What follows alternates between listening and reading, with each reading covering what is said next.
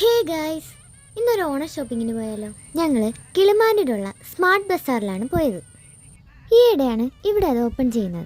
അപ്പോഴേ വിചാരിച്ചതാണ് ഇവിടെ നിന്നൊരു ഷോപ്പിംഗ് ചെയ്യണമെന്ന്.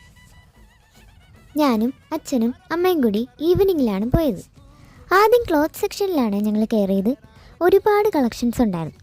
പിന്നെ ഞാൻ മുമ്പ് ഒരു ദിവസം കാര്യമായിട്ട് രാധാസി ക്ലോത്ത്സ് ഒക്കെ പർച്ചേസ് ചെയ്തുകൊണ്ട് ഞാൻ അവിടെ അധികം നിന്ന് കറങ്ങിയില്ല. പക്ഷേ ജ്വല്ലറി സെക്ഷനിൽ ഞാൻ കാര്യമായിട്ടൊന്ന് നോക്കി. അച്ഛനാണെങ്കിൽ അവിടെ ഷർട്ടൊക്കെ തിരഞ്ഞെടുക്കുന്ന തിരക്കിലായിരുന്നു. ഓഫേഴ്സൊക്കെ ഉണ്ടായിരുന്നേ. പിന്നെ അവിടെ കിഡ്സ് സെക്ഷനിലും എല്ലാം ഞാനൊന്ന് കാര്യമായിട്ട് സെർച്ച് ചെയ്ത് കറങ്ങിയിട്ടുണ്ട്. മെയിനായിട്ടും വീഡിയോ എടുക്കൽ തന്നെയായിരുന്നു ഉദ്ദേശം. അമ്മയുടെ ഈ നോട്ടം കണ്ടാൽ ഇപ്പോൾ അത് എടുക്കുമെന്ന് തോന്നും.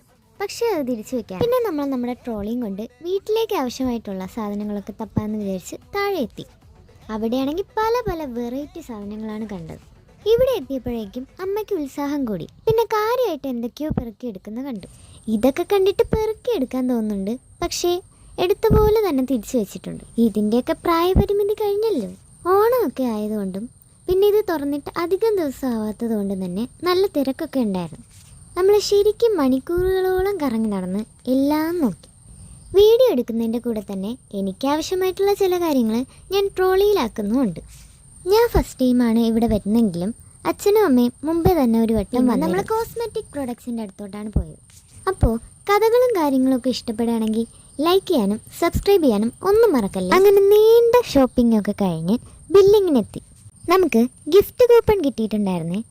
അങ്ങനെ അത് ഫില്ല് ചെയ്തിട്ടിട്ട് നമ്മൾ നമ്മുടെ ഭാണ്ഡക്കെട്ടൊക്കെ എടുത്ത് തിരിച്ച് വീട്ടിലേക്ക് പുറപ്പെട്ടു. അപ്പോഴേക്കും 8 മണിയൊക്കെ കഴിഞ്ഞിട്ടുണ്ടായിരുന്നു. എല്ലാവർക്കും ഐശ്വര്യത്തിൻ്റെയും സമൃദ്ധിയുടെയും ഒരു ഓണം ആശംസിക്കുന്നു. അപ്പോൾ ഓക്കെ, ബൈ.